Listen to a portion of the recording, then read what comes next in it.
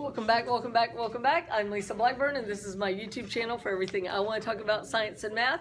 And this is the next part 3 of the physical science notes on properties of atoms in the periodic table. And we are in the middle of making Bohr models. Bohr models, they're not boring. Y'all are a tough crowd, tough crowd. I got a snicker, just a slightly interested look. All right, so everybody put on draw. Get your thing out to draw with. I'll do it too. How about, we'll go on with green, okay? All right, so who remembers from yesterday how to make a Bohr model? Where do we look first? The periodic table, right. And so if we're going to do carbon, we look on the periodic table. What number is carbon? It's the blue number in the corner. What is it? Anybody see that blue number? What is it? 6. So what we're going to do, and this is a shorthand way to do Bohr models, instead of drawing all those dots, we're going to put P equals 6. The protons equal 6. So once they get bigger, we don't draw the dots anymore, we just write it. Okay, now protons number is 6, its mass is 12. How we get the neutrons is we subtract. So what's 12 minus 6? 6. So we put that the neutrons equal 6. The symbol for proton is little p, the symbol of neutron is little n, and the symbol of electron is little e. All right? Everybody good so far? We'll be doing this on our test Friday. Test Friday. This Friday. This Friday. So we got to learn how to do this. We're going to be doing a lot of it. Once we finish the notes, we'll be doing a lot of activities so you get good at these. Ashton, put your phone away. Unless you're taking my picture to show your mom, your crazy science teacher. Oh, she's so sweet. Okay, so now we need the electrons. The electrons are same as the proton, which is 6. So we draw these rings. Does anybody remember how many can go in the first ring? 2. Yes, I almost showed you. So go ahead and we do draw dots, but just for the electrons. So 2 dots go in the first ring. And now the last 4 dots go in the next ring. The next ring can take up to 8. So draw 4 dots on there, and that's a Bohr model for carbon. Ta-da! It's 2 plus 4 is 6. And the numbers of how many can go in each level are written beside argon up there. 18. Do you see how it has 2, 8, 8? Those are the numbers of how many electrons can go in each level. And that periodic table will be right there for you to use as a resource and look at on the test.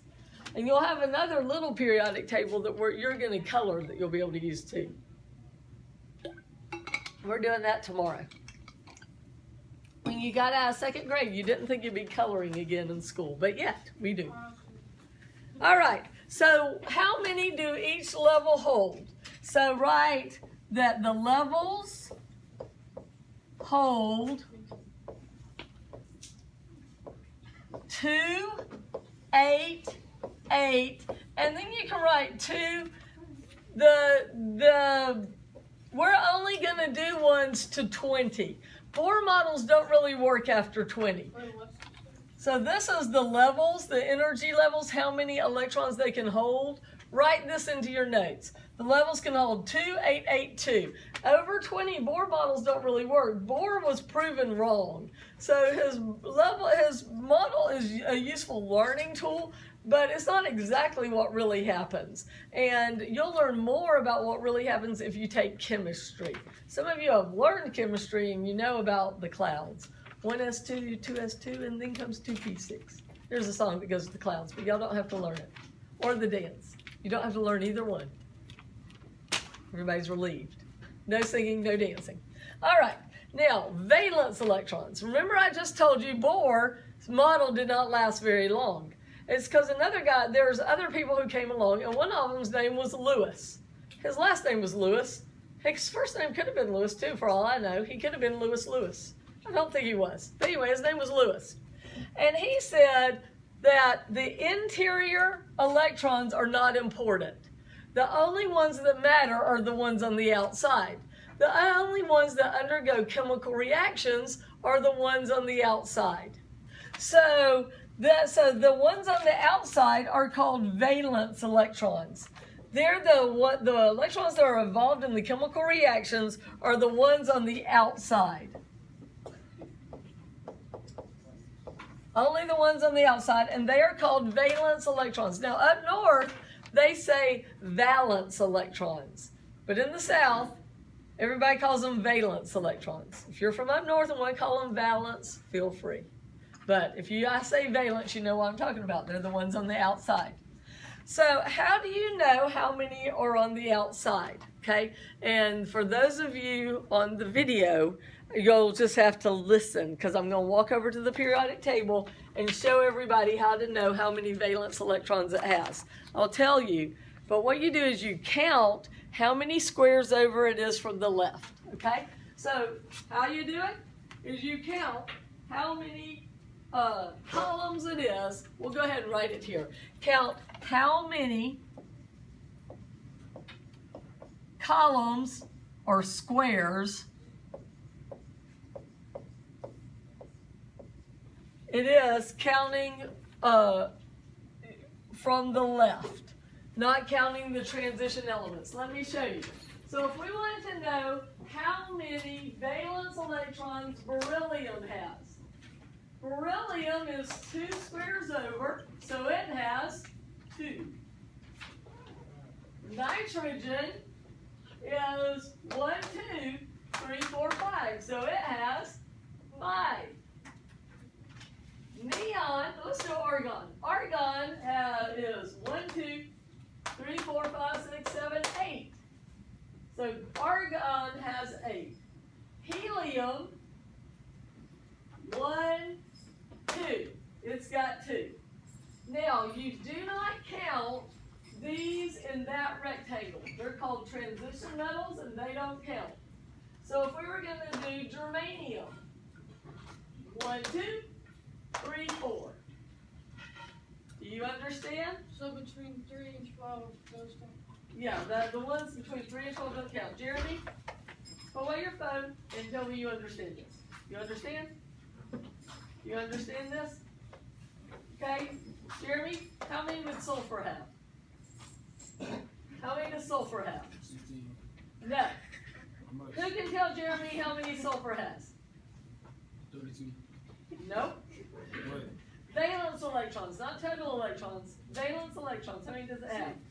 Let's count. 1, 2. Watch, Jeremy. Watch. This is how you do it. You count from the side. 1, 2, 3, 4, 5, 6. So Gil was right. You count from the left how many squares. And Jeremy, look. You don't count these in this rectangle right here. Those are called transition metals, and you don't count them. Okay? Everybody can do that for the test? That's not too bad, right? Valence electrons. Oops, what did I just do? I just touched it. Let's make it go away. Okay.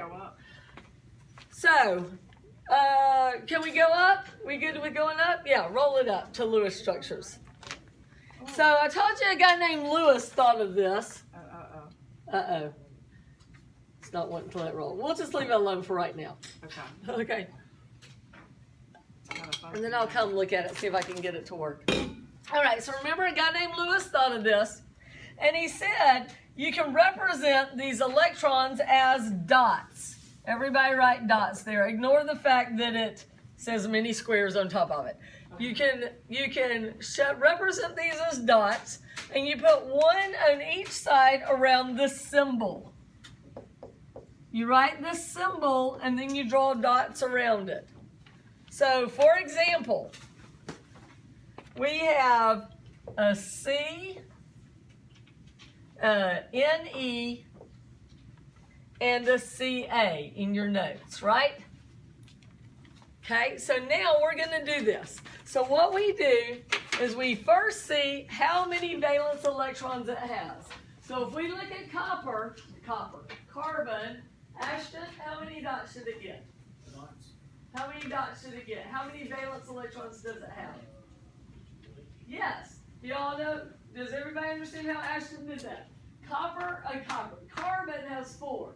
1, 2, 3, 4. Does everybody understand that? Wow.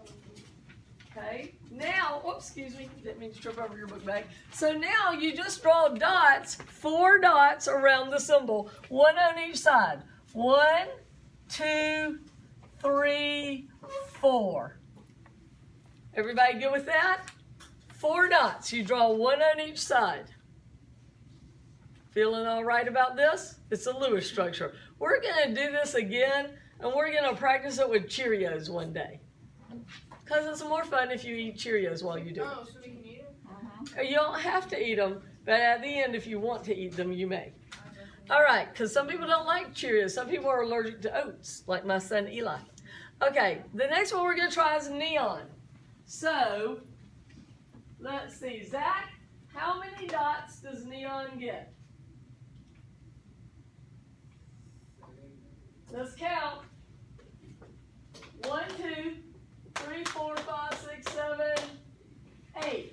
Okay, now how you do this is you put 1 on each side, and then you go back and put another one, making it like a box. So the ones on top are horizontal, the ones on the side are vertical. 1, 2, 3, 4, 5, 6, 7, 8. So that one's neon. Any questions? You put all 8 around. Oh, I could do it over here again. Now it's wanting to scroll it. It's being weird today. It's being really weird. So neon would be 2 horizontal, 2 vertical, 2 horizontal, 2 vertical. That one a little easier to see, Angel. I saw you scrub. You see that one? Okay, so I want everybody to try calcium by yourself. Calcium is right here. See if you can figure out how to do calcium all by yourself. See if you can do calcium by yourself.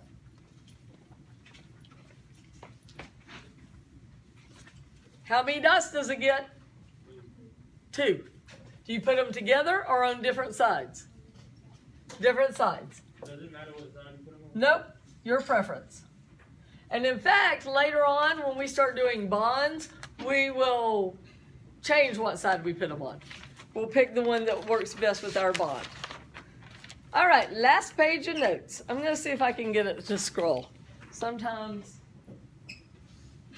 You want to try it? I'm going to Hold on. try. Let's see if I can. Sometimes if you click it, it'll scroll you up. I clicked first, and sometimes that works. Okay, so now we want to talk about the periodic table. Okay, so the periodic table was discovered. It was not invented. And the reason why I say it was discovered is because it's based on patterns that are in the elements. And those patterns have always been there. Does that make sense to you? Okay, and also remember how I told you that a lot of the first people who were the fathers of science, and yeah, it was fathers, not mothers, women weren't allowed to do a lot of stuff back then, were religious people. Gregor Mendel, father of genetics, was a monk. John Dalton, I do believe, was a Presbyterian minister, the one who gave us the atomic theory of matter, which is a weird idea to us, because you don't expect your religious leader to also be discovering a little science on the side, do you? Making the cover of the Nobel Prize magazine, you know, kind of thing. Now those are 2 different career paths. They used to be one. And so, but this guy who discovered the periodic table, not one of those guys. In fact, he was a little scandalous.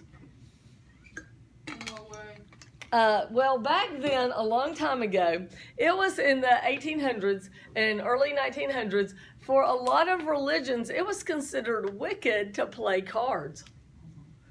In fact, not too long ago in the South, there were certain denominations who thought it was wicked to play cards. So there was this guy, and to drink. So there was this guy, and he was Russian. His name's Dmitry Mendeleev. And he started noticing there were patterns in the elements. They had not all been discovered. And he was a college student, a grad student. And he took his playing cards. Are you shocked? And he, on the back of them, he wrote down each element, everything that was known about it. And his friends would say, come on, let's go drinking, let's go to the bar. And he'd be like, but I'm trying to do science. And they'd say, bring it with you. So he would go to the bar, drink his vodka, and have his cards, and he'd rearrange them according to the properties over and over again. And finally, he figured it out. He arranged them by atomic weight, and he left blanks for places where there were elements that were not yet discovered. And he said they're going to discover them, and they're going to have these properties. And then they did, and it was like he was magic. He was psychic, because he was able to use his periodic table to predict elements that had not even been discovered yet. Okay, so that's Dmitry Mendeleev. The first periodic table was arranged by Dmitry Mendeleev according to atomic weight. They didn't even know about mass back then. It was weight. Later, it was rearranged by atomic number by Henry Moseley. By atomic what? Number. Oh, I put atomic. I was thinking about Henry Moseley and what happened to him. He got killed. He did how? I'll tell you. Hold on. Let me try erasing again. It didn't want to do it. Just, we'll make it light. I know. We'll do this.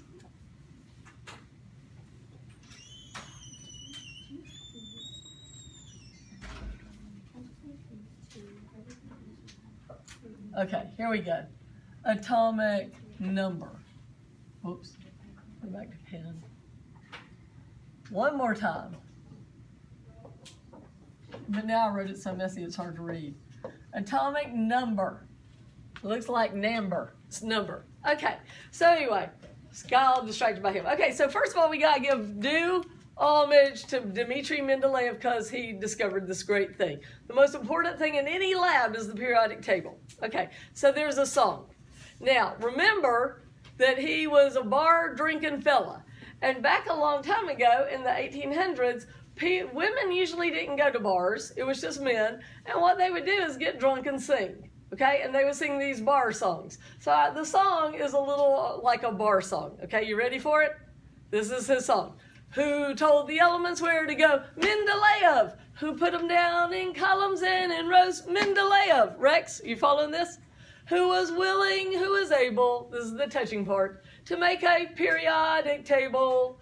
Who told the elements where to go? Mendeleev. It's sort of like Gaston. No one spits like Gaston. Nobody, you know that song? It's that same idea. People used to sing in the bars. Okay, so y'all's part is the Mendeleev. I'll sing the other part. When I go like this, y'all go, Mendeleev. And it'll help you remember his name for the test. You ready? Okay. Who told the elements where to go? Y'all got to do a little better than that. We want physics down the hall to know what a good time we're having in physical science. Okay, ready? Who told the elements where to go? Mendeleev. Wait, y'all got to get louder one more time. We're going to do it till you get loud. Who told the elements where to go? Mendeleev. Who put them down in columns and in rows? Mendeleev. Who was willing, who was able to make a periodic table? Who told the elements where to go? Mendeleev. Yay! Good job. Now you're going to remember Mendeleev. See his cards up there? Okay, Henry Moseley was another young college kid, only a few years older than y'all. Shh, listen, Gil. And he figured he was the most brilliant scientist. They said he was smarter than Einstein. Why don't we call smart people Moseleys instead of Einsteins? Because World War I broke out, and they sent him to the front line, and he got killed just like that. Did you say, wait, Mendeleev? No, Moseley. No, so how did Mendeleev die? I want to know. Oh, he died old. And so there's only one photograph of him, and he's like 80 years old, and he's got a beard down to here, but that's not what he looked like. One photograph of him? Because he was a long time ago when they didn't have lots of cameras and pictures and stuff. And it was Russia. People were kind of poor. All right. So you can use the periodic table to know what kind of ion an element will form, whether the number, this is the symbol for number before it was hashtag, so the number of valence electrons of an atom will have, if it's a metal, non-metal, or metalloid. Remember y'all talked about those in your reports. What phase the atom will be at room temperature, solid, liquid, or gas. And like Mendeleev, what properties an atom will have.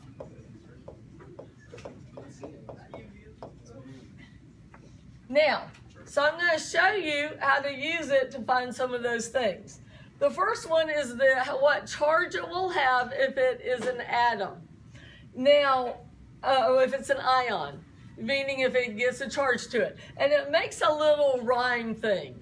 And this is what it is. 1, 2, 3, skip, -3, -2, -1, zip.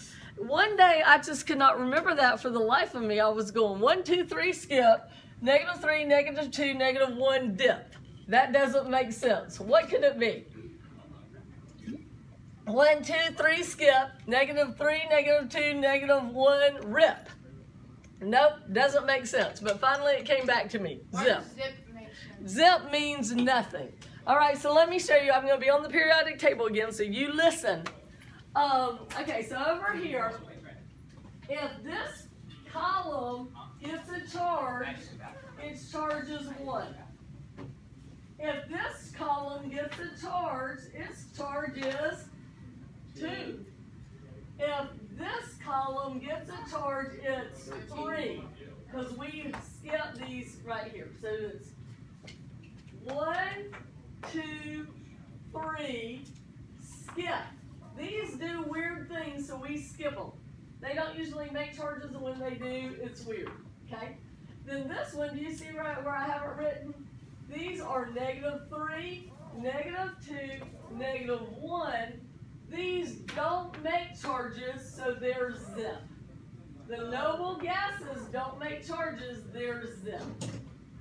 Now we're going to color a periodic table and write this on it to be a resource you will use. But that's how you can use the periodic table to know the charges. So you look at the columns to know what charge it will have as an ion.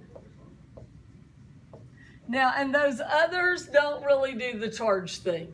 The ones in that rectangle in the middle we jumped over, they don't really do that. Okay, now how do you know if it's a metal, non-metal, or metalloid?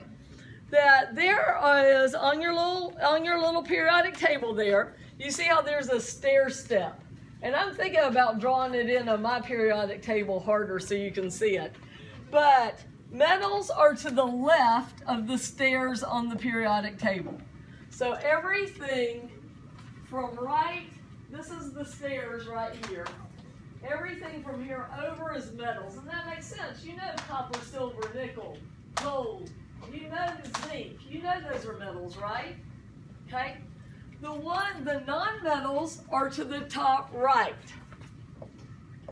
And y'all were telling us this with your reports. So the non-metals are everything from these stairs up.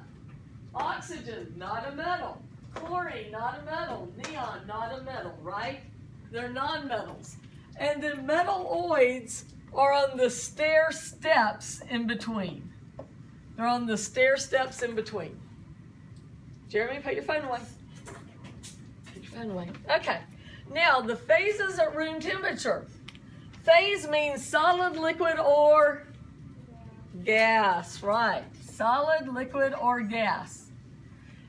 So in our periodic table in our room, solids are black. So if you look at that periodic table, carbon is black. Carbon's a solid at room temperature. Nickel is black. Nickel is solid at room temperature. Copper is black. Copper is a solid at room temperature, right? Everybody, that makes sense to you? Gases are what color? Looking at our periodic table, what color do you think the gases are? What do y'all think? What? Look at the periodic table. Helium, neon, argon, aren't those gases? Hydrogen, isn't that a gas? What color are those?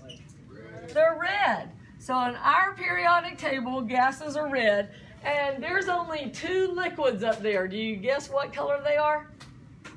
Wait, what'd you say? There are only 2 liquids up there, bromine and mercury. What color are they? Blue. Yes, Peyton? Yes. So phase means solid, liquid, or gas. On our room periodic table, solids are black, gases are red, liquids are blue. Well, what about the white ones? What are those white ones? Anybody got to guess what the white ones are? You'd think because they're over there. No, they're fake. They're man-made and they're fake. So white, you can write that down too. White equals fake. I mean, they're kind of real, but they're man-made and they decompose very quickly. Most of them have no use. They're just made in the lab. The last naturally occurring element is uranium number 92. Everything over 92 is made in a lab. They usually disintegrate within microseconds and they're not really real. Okay. All right, now properties. That's our last one. Do you want to try to roll it, Miss Olivier? Click it, click, and then try to scroll it up. Yeah, Oh, it's doing it. All right. Oh, there we go. Properties. Atoms to the left of the stairs want to lose electrons. So atoms to the left want to lose electrons. Atoms to the right want to gain electrons. And the noble gases who want no change in their electrons. And we're going to talk more about that in our next unit. But this is a good introduction to it. All right. So that's not too bad, is it? Okay, so we're going to stop the video. Like, share, subscribe.